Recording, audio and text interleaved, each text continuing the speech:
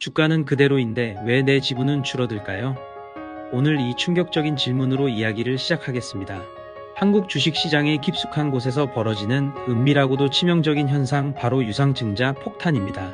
겉보기에는 화려하게만 보이는 상승장의 환호 뒤에서 수많은 개인 투자자들의 소중한 지분이 말없이, 그리고 비정하게 갉아먹히는 희석 구조에 대해 국내 주식시장을 냉철하게 분석하는 유튜브 채널 동과 권력의 진행자로서 제가 오늘 여러분에게 그 불편하고도 직시해야 할 진실을 속속들이 파헤쳐 드리겠습니다.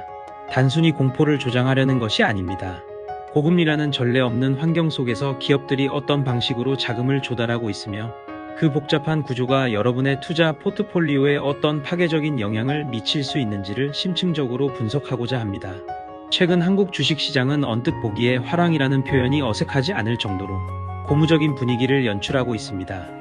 하지만 그 이면에서는 여러분이 미처 인지하지 못했을 수도 있는 매우 중요한 변화가 진행되고 있습니다. 바로 엄청난 규모의 유상증자가 동시다발적으로 발생하고 있다는 점입니다. 2025년 KOSPI 200 종목의 유상증자 규모는 이미 5.6조 원을 가볍게 넘어섰고, 이는 2024년에 1.8조 원을 훨씬 초과하는 수치입니다. 놀랍게도 이 대규모 유상증자는 삼성 SDI, 하나 에어로스페이스와 같은 국내 굴지의 대기업들까지 포함하며 1분기에 집중적으로 이루어졌습니다.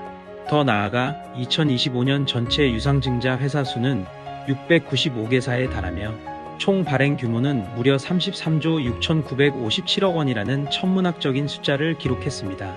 이는 전년 대비 회사 수는 3.3% 감소했지만 금액은 무려 26.3%라는 경이적인 증가율을 보인 수치입니다.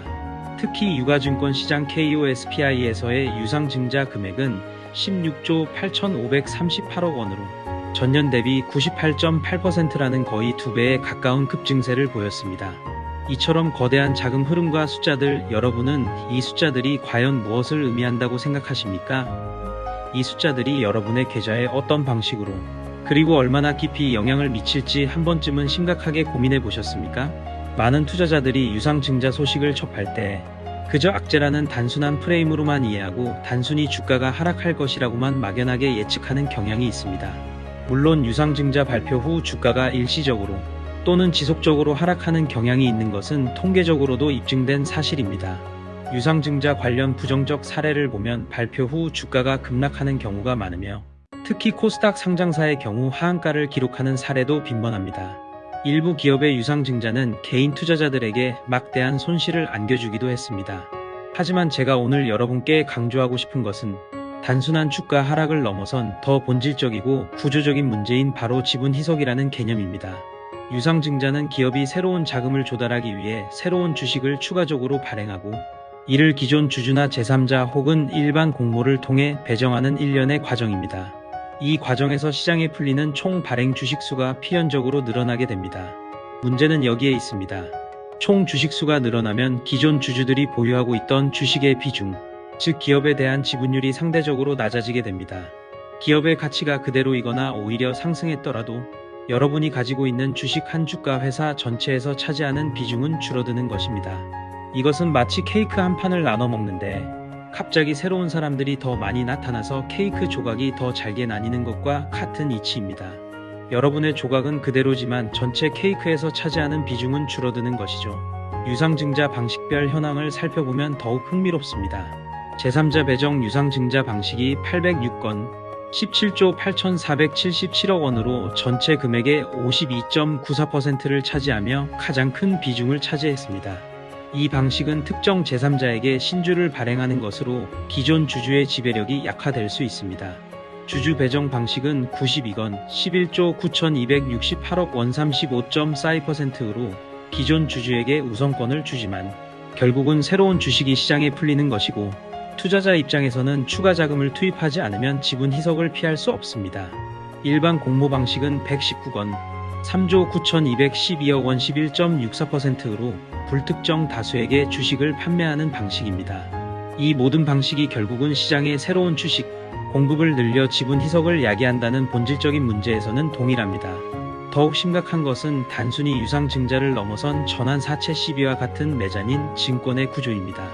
기업이 발행하는 전환사채는 당장은 채권의 형태를 띠고 있습니다. 즉 돈을 빌려주고 이자를 받는 형태인 것이죠. 하지만 이 전환사채에는 특정 조건이 충족되거나 일정 기간이 지나면 사전에 정해진 가격으로 기업의 주식으로 전환할 수 있는 권리가 부여되어 있습니다. 이것이 왜 위험하냐고요? 기업의 주가가 오르면 오를수록 이 전환사채를 보유한 투자자들은 채권을 주식으로 전환하여 시장에 매도할 유인이 기하급수적으로 커지게 됩니다. 당장은 주식시장에 직접적인 영향을 주지 않는 것처럼 보이지만 사실상 언제든 주식으로 변하여 시장에 공급될 수 있는 잠재적 매도 물량이 되는 셈입니다.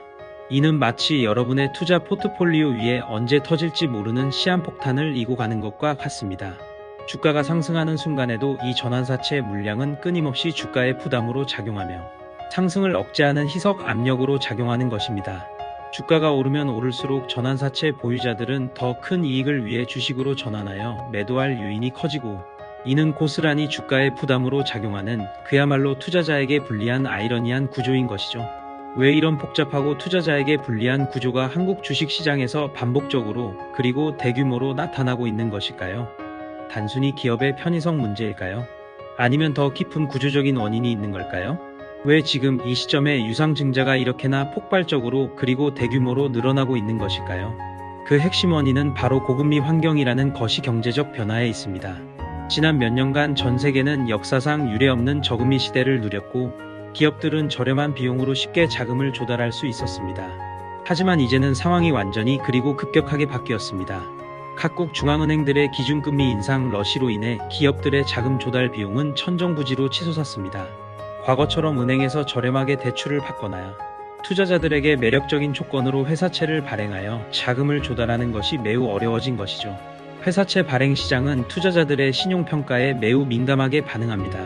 금리가 높아지면 회사채 투자자들은 더 높은 이자율을 요구하게 되고 신용도가 상대적으로 낮은 기업들은 아예 회사채 시장에서 외면당하거나 혹은 엄청난 고금리를 감수해야만 자금을 조달할 수 있게 됩니다.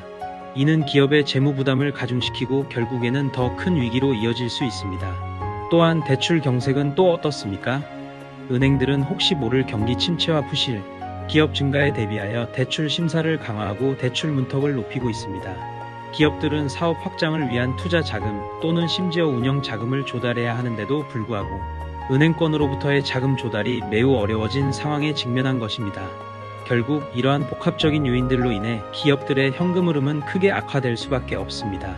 미래 성장을 위한 투자 여력은 고사하고 당장 운영에 필요한 자금마저 부족해지는 상황에 처하게 되는 것이죠. 이러한 절박하고도 어려운 상황에서 기업들은 어쩔 수 없이 혹은 다른 선택지가 없다고 판단하여 주주들의 지분 희석이라는 부담을 감수하면서라도 당장의 자금난을 해소하기 위한 비상수단으로 유상증자라는 최후의 카드를 꺼내 들 수밖에 없는 것입니다. 이것은 기업의 생존을 위한 몸부림일 수도 있지만 동시에 기존 주주들에게는 치명적인 독이 될 수 있습니다.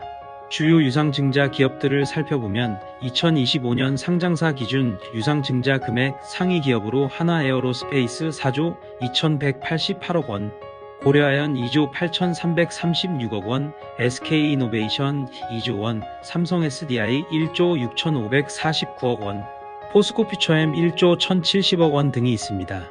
이들 기업들은 대부분 대규모 투자를 진행하거나 신사업 확장을 위한 자금이 필요한 경우가 많습니다. 과연 이들의 유상증자가 기업의 장기적인 성장에 긍정적인 영향을 미칠지 아니면 단기적인 자금난 해소에 그칠지 투자자들은 면밀히 분석해야 합니다. 지금 현재 주식시장은 참으로 아이러니한 국면에 처해 있습니다. 바닥을 찍고 다시 반등하려는 투자자들의 심리가 조금씩 회복되고 이에 힘입어 주식시장 전반의 활기가 다시 돌고 있는 것처럼 보이는 시점입니다. 소위 반등장이라는 기대감이 형성되고 있는 것이죠. 개인 투자자들의 투자 심리도 회복되어 다시 시장으로 유입되는 자금도 상당합니다. 2023년 개인 투자자 자금의 순유출에도 불구하고 코로나19 이후 폭발적으로 증가했던 개인 투자자들이 2024년에도 시장에 상당한 영향을 미칠 것으로 예상되는 대목입니다. 증시 호황에 힘입어 주요 증권사들의 실적이 개선되고 유상증자와 기업 공개 IPO 여건이 개선되면서 수수료 수익이 확대되고 있는 것도 이러한 시장 분위기를 반영합니다. 하지만 제가 앞서 말씀드렸듯이 이것 보기 좋은 화랑 뒤에는 기업들의 냉혹한 현실이 자리하고 있습니다. 높아진 금리, 위축된 소비 심리, 그리고 여전히 불확실한 경기 전망 속에서 대부분의 기업들은 여전히 심각한 현금 부족에 시달리고 있습니다. 겉으로는 주가가 오르며 시장이 마치 유동성 장세로 접어드는 듯 보이지만 그 속을 들여다보면 기업들은 여전히 자금난에 허덕이며 이 자금난을 해소하기 위한 고육지책으로 유상증자 카드를 꺼내 들고 있는 것입니다. 이것이 바로 겉과 속의 괴리입니다. 시장의 표면적인 움직임과 기업의 내부적인 재무 상황 사이에 엄청난 간극이 발생하고 있는 것이죠. 이러한 괴리를 정확하게 인지하지 못하고 단순히 시장의 분위기에 휩쓸려 투자한다면 개인 투자자들은 그야말로 치명적이고 돌이킬 수 없는 함정에 빠질 수 있습니다. 2025년 3월에만 71개 상장사가 유상증자를 통해 7조 2천억 원 규모의 자금 조달 계획을 발표했다는 사실은 이러한 괴리의 심각성을 단적으로 보여줍니다. 이 수많은 유상증자 소식들이 과연 단순한 기업 활동으로만 비춰질 수 있을까요? 개인 투자자들이 유상증자 관련 투자에서 가장 빠지기 쉬운 함정은 바로 싸다는 착시 현상입니다. 기업이 유상증자를 발표하고 나면 대개 주가는 하락세를 면치 못합니다. 이때 많은 투자자들은 하락한 주가를 보며 이 정도면 싸게 살 기회라고 착각하거나 혹은 이미 보유하고 있는 주식의 단가를 낮추기 위한 물타기 심리에 휩싸여 추가 매수에 나서곤 합니다. 하지만 이러한 접근 방식은 매우 위험할 수 있습니다. 단순히 가격이 싸졌다는 이유만으로 추가 투자를 결정하는 것은 기업의 근본적인 재무 상태가 개선되었는지 혹은 유상증자를 통해 조달된 자금이 기업의 미래 성장, 동력에 실질적으로 기여할 수 있는지에 대한 면밀한 분석 없이 섣부른 판단을 내리는 것과 다름없습니다. 이런 식의 투자는 결국 더 깊은 손실의 늪으로 여러분을 이끌 수 있습니다. 유상증자 발표 이후의 대응 실수 또한 개인 투자자들의 손실을 키우는 주요 원인 중 하나입니다. 기업이 유상증자를 발표했다는 소식을 접했을 때 단순히 감정적으로 매도하거나 반대로 맹목적으로 추가 매수하는 기계적인 판단은 지양해야 합니다. 무엇보다 중요한 것은 왜 이 기업이 유상증자를 할 수밖에 없었는지 그 배경과 목적을 정확하게 파악하는 것입니다. 조달된 자금이 어디에 그리고 어떤 용도로 사용될 것인지를 꼼꼼히 확인해야 합니다. 만약 유상증자를 통해 조달된 자금의 상당 부분이 단순히 기존 부채를 상환하거나 당장의 운영 자금으로 소진된다면 이는 기업의 미래 성장 동력 확보와는 거리가 멀다고 해석해야 합니다. 이러한 유상증자는 기업의 체질 개선보다는 단기적인 급한 불 끄기에 가깝습니다. 이런 경우 투자자들은 추가적인 리스크에 노출될 가능성이 매우 높습니다. 반대로 조달된 자금이 혁신적인 신기술 개발, 설비, 투자 확대 또는 미래 성장성이 높은 신사업 진출 등 명확하고 구체적인 미래 성장 동력 확보를 위해 사용된다면 이는 장기적으로 기업 가치 상승에 긍정적인 영향을 미칠 수도 있습니다. 하지만 이러한 경우에도 자금 조달 목적의 투명성과 실행 가능성을 면밀히 검토해야 합니다. 이처럼 깊이 있는 분석 없이 섣불리 행동하는 것은 그야말로 독이 든 사과를 베어 무는 것과 같습니다. 여러분의 소중한 투자금을 지키기 위해서는 냉철한 분석과 신중한 판단이 필수적입니다. 증권사별 유상증자 주간 현황을 보면 2025년 유상증자 주간 1위는 한국투자증권이 6조 1895억 원으로 1위를 기록했습니다. NH투자증권, KB증권, 신한투자증권, 미래에셋증권이 그 뒤를 이었습니다. 이는 증권사들이 유상증자를 통해 상당한 수익을 올리고 있다는 방증이기도 합니다. 그렇다면 지금 한국 주식시장에서 대규모로 발생하는 유상증자의 증가는 단순한 일시적 현상이 아니라 더 큰 구조적 신호로 해석해야 하는 것은 아닐까요? 우리는 이 질문에 대한 답을 찾기 위해 과거 저금리 시대와 지금의 고금리 시대를 비교해 볼 필요가 있습니다. 저금리 시대에는 기업들이 상대적으로 낮은 비용으로 손쉽게 자금을 조달할 수 있었습니다. 이는 기업들이 과감한 투자와 확장 전략을 펼치는데 중요한 동기가 되었고 시장 전반에 유동성이 풍부하게 공급되면서 주가 상승을 견인하는 주요 요인으로 작용했습니다. 하지만 지금은 상황이 완전히 역전되었습니다. 고금리 환경은 기업들에게 자금 조달의 문턱을 한없이 높여 놓았습니다. 이는 결국 시장에서 기업들의 옥석 가리기를 더욱 가속화하는 결과를 초래할 것입니다. 즉 재무 구조가 부실하거나 사업 모델의 경쟁력이 약한 체력이 약한 기업들은 고금리 시대의 자금난을 견디지 못하고 유상증자를 반복하며 겨우 연명하려 할 것이고 결국에는 시장에서 퇴출되거나 사라지는 수순을 밟게 될 것입니다. 반대로 견고한 재무 구조를 갖추고 있고 확실한 성장 동력을 통해 꾸준히 수익을 창출할 수 있는 강한 기업들은 이러한 어려운 시기를 오히려 기회로 삼아 경쟁 우위를 더욱 확고히 다질 것입니다. 그들은 어려운 상황에서도 투자 여력을 확보하고 시장 지배력을 강화하며 결국에는 더 큰 성장을 이룰 수 있습니다. 이것은 시장 전체에 걸쳐 선별 장세가 앞으로 더욱 심화될 것이라는 강력하고도 명확한 신호입니다. 더 이상 모든 주식이 함께 오르는 이른바 묻지 마 투자가 통하는 시대는 완전히 끝났다고 선언할 수 있습니다. 이제 투자자들은 기업의 본질적인 가치와 재무 건전성, 그리고 유상증자의 목적과 효과를 그 어느 때보다도 꼼꼼하고 냉철하게 따져보고 투자 결정을 내려야 합니다. 그렇지 않으면 겉으로는 화려하게 보이는 상승장이라는 허울 좋은 포장지 속에서 여러분의 피땀 어린 소중한 투자 지분이 소리 없이 그리고 무참히 희석되어 버리는 비극적인 경험을 반복하게 될 것입니다. 유상증자에 대한 투자자들의 인식은 일반적으로 악재로 작용하며 유상증자 이후 주가 흐름도 하락하는 경향이 있습니다.